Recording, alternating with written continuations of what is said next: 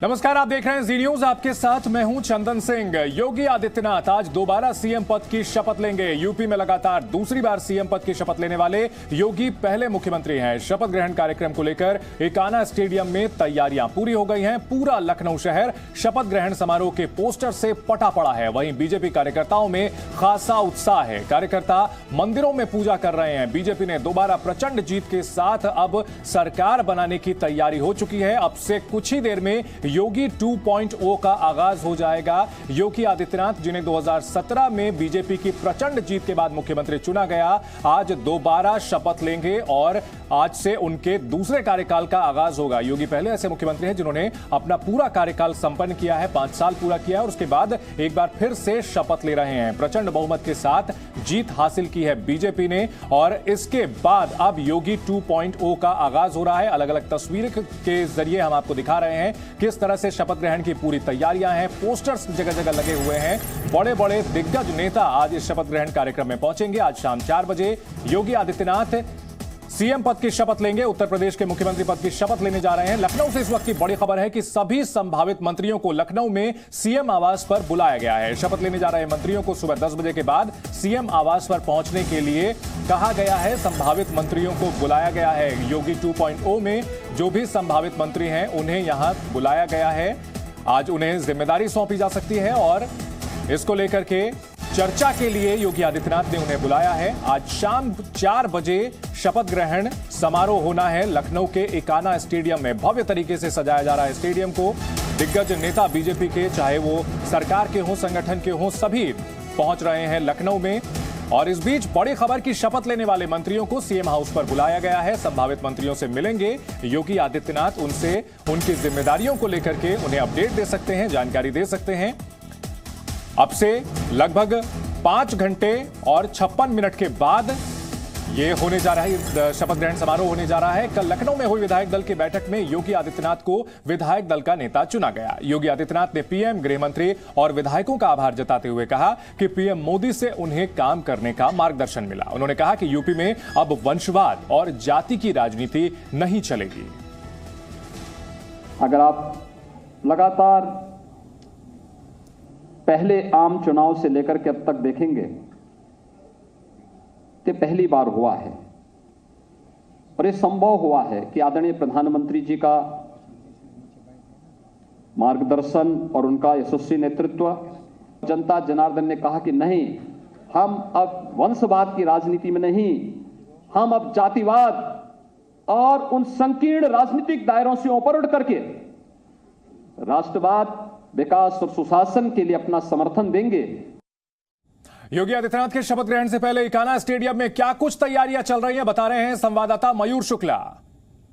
नए भारत का नया उत्तर प्रदेश, जी हां, यही स्लोगन है योगी सरकार पार्ट 2 का। आज यानी 25 मार्च को शाम को 4 बजे मुख्यमंत्री योगी आदित्यनाथ अपने मंत्रिमंडल के साथ शपथ लेंगे। लखनऊ का अटल बिहारी वाजपेयी एकाना अंतर्राष्ट्रीय क्रिकेट स्टेडियम है जहां पर इस वक्त हम मौजूद हैं और तस्वीरें सबसे पहले हम आपको स्टेडियम के अंदर की दिखा पा रहे हैं। सामने स्टेज आप देख पा रहे हैं। स्टेज बनकर पूरी तरीके से तैयार हो चुका है। तरह तरह के यहाँ पर स्लोगन्स लिखे गए हैं। पूरे शहर को दुल्हन की तरह से सजा दिया गया है, भगवामय हो गया है और आप देख सकते हैं सजावट जो है यहाँ पर लगातार चल रही है। एक भव्य स्टेज बनाकर तैयार किया गया है। देश भर से तमाम यहाँ पर अतिथि गण आएंगे और उनके जो बैठने की व्यवस्था है, अब अपने कैमरा पर्सन से चाहेंगे और आपको पूरे स्टेडियम की तस्वीरें हम आपको दिखाएंगे। सबसे पहले हम आपको दिखा दें पूरे स्टेडियम को, जरा हमारे कैमरा पर्सन पैन टैन करके दिखाएं कि किस तरीके से यहाँ पर अलग अलग जो कि 18 मंडल है उत्तर प्रदेश में, अलग अलग मंडल के लिए बैठने की व्यवस्था यहाँ पर की गई है। जो बड़ी, क्योंकि 50,000 क्षमता का ये स्टेडियम है और हर जिले से हजारों कार्यकर्ता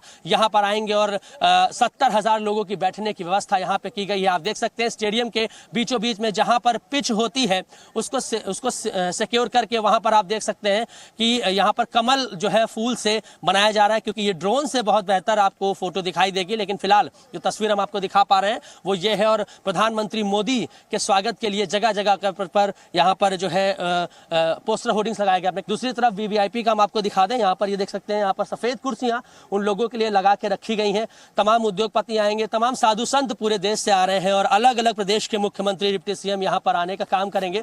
इधर 2 already LED screen Ekana stadium में पहले से मौजूद है, जो कि बहुत सुविधाजनक है। बड़ी बड़ी स्क्रीन लगाने की जरूरत नहीं, लेकिन इसी के साथ ही 4 और बड़ी स्क्रीन यहां पर लगाई गई हैं और पूरे प्रदेश के हर जिले में शपथ ग्रहण समारोह को लाइव दिखाया जाएगा, इसलिए एलईडी स्क्रीन वहां भी लगाई गई है। अब क्योंकि यहां पर जिस तरीके से कार्यक्रम का आयोजन किया जा रहा है, ऐसी उम्मीद जताई जा रही है कि एक यहां पर इतिहास रचा जाएगा, एक रिकॉर्ड बनाया जाएगा, क्योंकि 70,000 लोग इस स्टेडियम में इस भव्य कार्यक्रम को देखने के लिए मौजूद होंगे। और कहीं ना कहीं मुख्यमंत्री योगी आदित्यनाथ ने जिस तरीके से उत्तर प्रदेश में एक इतिहास रचा है, दोबारा भारतीय जनता पार्टी को सत्ता मिलाकर, तो कहीं ना कहीं इस शपथ ग्रहण समारोह को भी एक इतिहास बनाने की, एक दिव्य और एक भव्य बनाने की तैयारी की जा रही है। कैमरा संदेश राज के साथ मयूर शुक्ला, जी मीडिया, लखनऊ। इस शपथ के महा कवरेज के लिए हमारे सहयोगी चप्पे चप्पे पर लखनऊ में मौजूद हैं और हमारे 3 सहयोगी इस वक्त सीएम हाउस में मौजूद हैं। रवि त्रिपाठी हैं, रविंद्र कुमार हैं, साथ ही विशाल पांडे हैं। विशाल, सबसे पहले जानना चाहेंगे, जो 10 बजे के बाद संभावित मंत्रियों के पहुंचने की बात कही जा रही थी, क्या कोई नेता अभी यहां पहुंचा है? क्या कुछ वहां से अपडेट मिल रही है?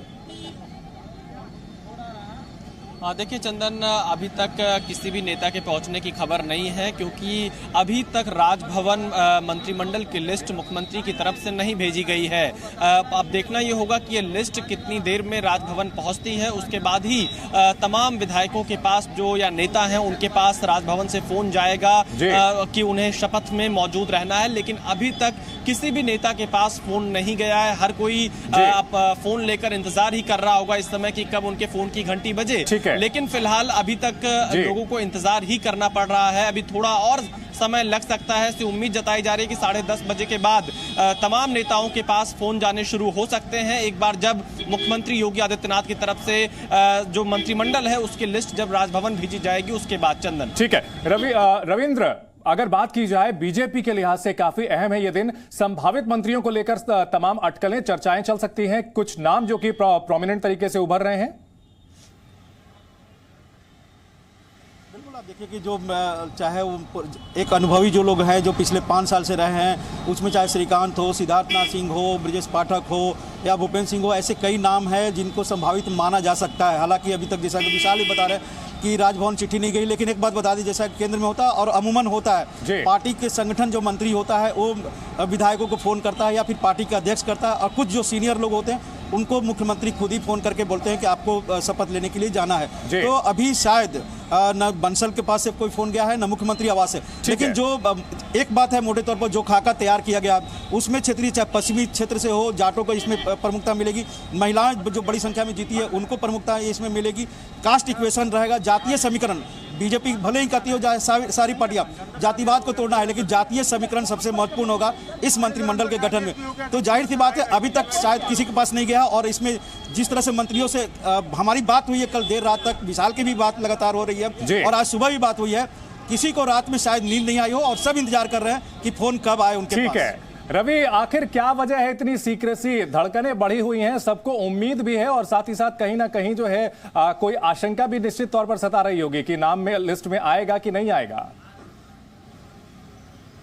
बिल्कुल बिल्कुल सही कहा आपने। थोड़ी देर पहले आपने देखा कि मैंने जो श्रीकांत शर्मा है ऊर्जा मंत्री, उनसे बातचीत की और वो पत्ते खोलना नहीं चाह रहे थे, वो सरकार के काम को, उपलब्धियों को गिना रहे थे, चाहे बाकी चीज़ कह रहे थे, लेकिन कोई भी मंत्री अभी जो है ये बताना नहीं चाहता है कि कितने बजे बुलाया गया है और फोन आया कि नहीं आया है। ये हैरानी की बात है कि आपको रवि आपको माफी चाहेंगे, रोकना पड़ेगा। इस वक्त की बड़ी खबर आ रही है कि बेबी रानी मौर्य सीएम आवास पहुंच चुकी हैं। बेबी रानी मौर्य सीएम आवास पहुंच चुकी हैं। इस वक्त की बड़ी खबर, थोड़ी देर पहले हमने आपको बताया कि जो संभावित हैं उनको 10 बजे के बाद पहुंचने के लिए कहा गया और बेबी रानी मौर्य सीएम आवास पहुंच चुकी हैं। रवि त्रिपाठी, बिल्कुल बिल्कुल, मैं श्रीकांत शर्मा के घर पे हूं। अभी श्रीकांत शर्मा से बात भी की थी मैंने, और हो सकता है थोड़ी देर बाद श्रीकांत शर्मा भी यहां से निकलेंगे, जाएंगे। पूरी तैयारी है, तो हर मंत्री इस बात का इंतजार कर रहा है कि उसके पास फोन आए और उनको समय दिया गया होगा वहां पहुंचने का। तो ये मान के चलिए अब एक एक करके जब बेबी रानी मौर्य पहुंच चुके हैं तो एक एक करके सब मंत्री वहां पहुंचेंगे, उनके साथ बैठक होगी। अब जैसे मैंने कहा कि 2014 में जब पहली बार प्रधानमंत्री मोदी बने थे तो उस समय भी यही थी, किसी को पता नहीं था कि कौन मंत्री बनने वाला है। जिनको सुबह नाश्ते पे बुलाया गया था गुजरात भवन, और उसी से लिस्ट पता चल रही थी कि नाश्ते रास्ते पे डॉक्टर हर्षवर्धन पहुंचे, ये मंत्री पहुंचे, वो पहुंचे और रविशंकर प्रसाद आए, तो जो लोग वहां नाश्ते पे आ रहे थे उसी हिसाब से मंत्रिमंडल का आंकड़ा बन रहा था, मंत्रिमंडल की गिनती की जा रही थी। विशाल, बेबी रानी मौर्य पहुंच चुकी है। इस वक्त की बड़ी खबर आई है आपसे थोड़ी देर पहले, माना जाए कि लिस्ट में नाम का कंफर्म है? देखिए चंदन, थोड़ा और इंतजार हमें करना चाहिए क्योंकि अभी तक जो लिस्ट है वो राजभवन नहीं भेजी गई है। कुछ नामों को लेकर, ऐड ऑन करने को लेकर, या कुछ ऐसे बड़े चेहरे जिनकी इस बार योगी मंत्रिमंडल से छुट्टी होनी है, उसको लेकर चर्चा कल देर रात तक भी चली। और यही कारण है कि अभी तक जो हमें जानकारी मिल रही है कि तमाम जो पुराने मंत्री रहे हैं या फिर जो संभावित मंत्री हैं जिनका कंफर्म माना जा रहा है, उनके पास भी अभी तक फोन नहीं पहुंचे हैं। हर कोई इसी इंतजार में है कि कब उनके पास फोन जाएगा। दरअसल बीजेपी की ये नई परंपरा भी है, नई शैली भी है कि काफी गोपनीय चीजें रखी जाती हैं, लेकिन इसके बावजूद भी अभी तक लोगों के पास फोन नहीं पहुंचे हैं। चंदन, ठीक है, ब्रह्म प्रकाश, इकाना स्टेडियम में आप देख रहे हैं पूरी तैयारियां हैं वहां पर, लेकिन यहां पर किसको आज शपथ ग्रहण करने का मौका मिलेगा सीएम योगी के साथ में, यह बड़ा सवाल है। कोई अपडेट आपके पास? देखिए, मैं आपको इकाना स्टेडियम के बाहर की तस्वीरें दिखा रहा हूं, जहां देश भर से तमाम संत महात्मा भी पहुंचे हैं। देखिए, शपथ ग्रहण देखने के लिए। तस्वीर आप देखिए कि ये लोग देर रात से स्टेडियम पहुंचे हुए हैं। ये कह रहे हैं, किसी को अखबारों से पता चला, किसी ने और लोगों ने बताया कि आज शपथ है, लिहाजा तमाम संत महात्मा देश भर से पहुंच रहे हैं। बड़ी संख्या में कार्यकर्ता भी पहुंच रहे हैं। देखिए, तरह तरह तरीके से इनकी बांसुरी सुनिए।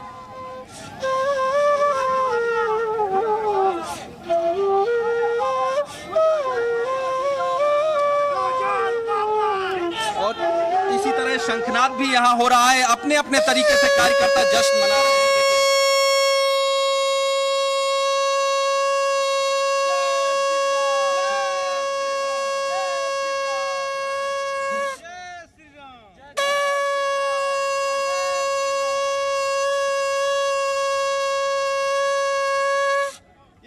ये देखिए स्टेडियम के बाहर की तस्वीर है।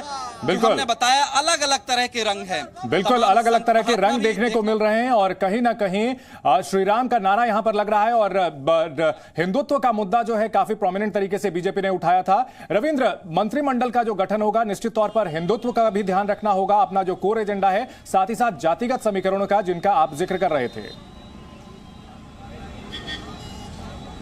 देखिए चंदन, जो 3 महत्वपूर्ण क्षेत्र अगर हिंदुत्व की बात करें, चाहे आगरा, मथुरा हो या फिर काशी हो या अयोध्या है, और जहां पर तीनों जगह पर बीजेपी लगभग 100% वहां से रिजल्ट आया। तो अगर मथुरा की बात करें तो वहां से श्रीकांत शर्मा के एक स्वाभाविक दावेदार माना जा रहा है। कई लोगों ने कयास लग रहा था कि उनको डिप्टी सीएम बनाया जाएगा अगर पंडित को एक दिया जाता है सीट। तो ऐसे में देखिए, तीनों हिंदुत्व का क्षेत्र है और तीनों जगह से जो बीजेपी जीती है वहां से उनको सीट मिले। लेकिन जैसा कि विशाल ही बता रहा हूँ, और अभी भी किसी से मेरी बात हुई है अभी आपसे बात करते हुए कि अभी तक कोई लिस्ट कहीं नहीं बना है, मतलब गया नहीं है, किसी के पास फोन नहीं गया है, इसलिए अभी सिर्फ कयास है। और एक बात है, देखिए, मोटे तौर पर जो मंत्रिमंडल का गठन होगा ये समझने वाली बात होगी कौन कौन होंगे, उसी दायरे में होंगे।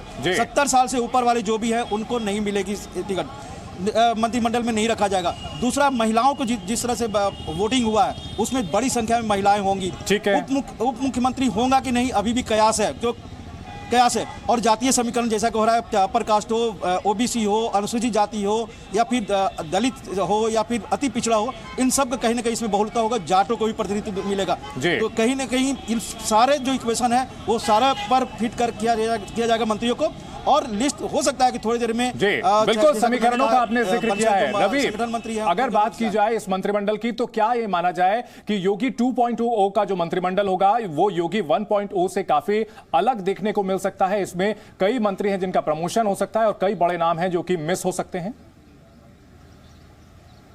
बिल्कुल बिल्कुल सही कहा आपने, और ऐसा ही होने वाला है। क्योंकि ध्यान रखिए कि कई मंत्री चुनाव हारे हैं इस योगी मंत्रिमंडल में। 1.0 जो योगी मंत्रिमंडल था पहला वाला, उसमें कई मंत्री चुनाव हार चुके हैं, जैसे सुरेश राणा है, तमाम और मंत्रियों चुनाव हार चुके हैं। कई मंत्रियों में से जो बेहतर परफॉर्मेंस करने वाले हैं, क्योंकि मैं श्रीकांत शर्मा के घर पे हूं और आप जानते भी हैं कि श्रीकांत शर्मा जो है पिछली बार से भी ज्यादा मार्जिन से जीत कर आए हैं। ऊर्जा मंत्री के तौर पर उन्होंने काम किया। पिछली बार 1,01,000 वोट से जीते थे, एक बार 1,10,000 वोट से देते हैं। तो जो मंत्री अच्छा परफॉर्म किया है, जिसके वजह से कहीं ना कहीं जातीय समीकरण और जो धार्मिक समीकरण है वो साधा जा सकता है। उनको मौका मिलेगा। अभी भी जो मंत्री जीत कर आए हैं उनमें से कईयों को जगह नहीं मिलने वाली है, ऐसी भी खबर मिल रही है। जी बिल्कुल, हर अपडेट हम लोग आपके जरिए अपने दर्शकों तक ले जाते रहेंगे, पहुंचाते रहेंगे। इस शपथ पर महा कवरेज हमारी लगातार जारी है। रुकेंगे एक छोटे से ब्रेक के लिए। Presenting B News app available on Google Play and App Store. Download it now.